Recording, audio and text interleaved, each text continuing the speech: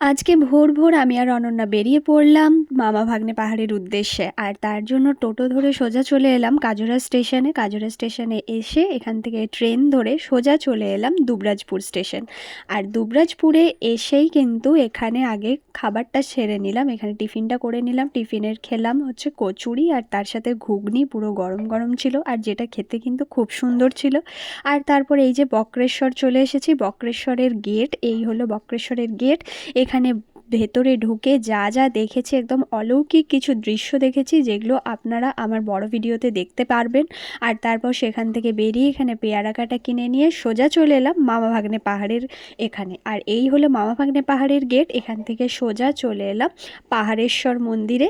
সাদা মার্বেলের তৈরি এই পাহাড়েশ্বর মন্দির, এত অপূর্ব সুন্দর এই মন্দির, দেখলে আপনাদের মন ভরে যাবে। আপনারা এক্ষুনি গিয়ে আমার মামা ভাগ্নে পাহাড়ের ভিডিওটা চেক করুন, ওখানে সমস্ত ডিটেলস আপনারা পেয়ে যাবেন, কিভাবে যাবেন, এখানকার আসল রহস্য কী, সমস্ত তথ্যই বলা রয়েছে। আর ভালো লেগে থাকলে আমার চ্যানেলটাকে অবশ্যই সাবস্ক্রাইব করে দেবেন। বাই।